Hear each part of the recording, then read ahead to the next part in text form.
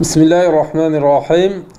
Kurban ibadetinden adını alan ve kesilecek kurbanların akıtılan kanı ile dağıtılan etlerin Allah'a kurbiyetin yani yakınlaşmanın amaçlandığı bir mübarek kurban bayramını daha idrak edeceğiz.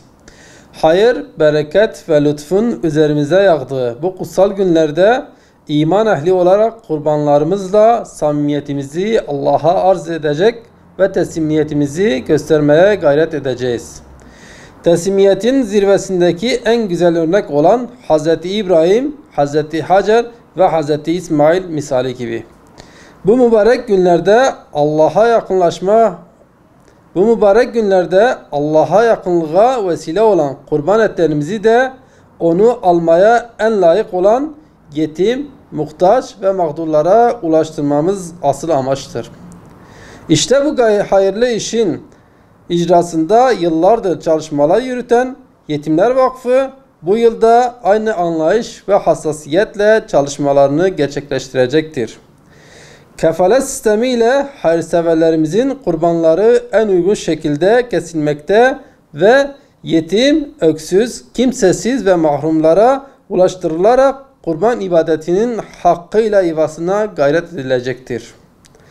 Kurban faaliyetlerimiz her yıl olduğu gibi hem yurt içinde hem de yurt dışında gerçekleştirilecek ve ülkemizde olduğu gibi dünyanın farklı coğrafyalarındaki yetim ve mahrumlara da ulaştırılacaktır. Bu yıl yurt içinin yanı sıra yurt dışında Afrika, Afganistan, Yemen, Bangladeş ve Filistin'de vakfımız kurban organizasyonunun yer alacak ve buradaki mağdur kardeşlerimize desteklerinizle yardımda bulunacaktır.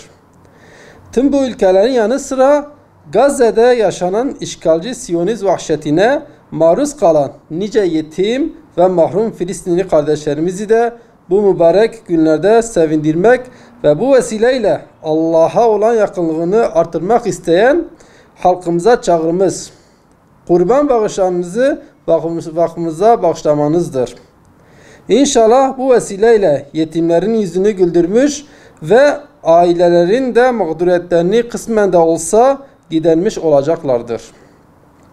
Bu vesileyle tüm halkımızın Kurban Bayramı'nı tebrik ediyor, yapacakları kurban bağışlarının Yüce Allah'a yakınlıklarını artırmasını ve İslam ümmeti için hayırlara vesile olmasını niyaz ediyoruz.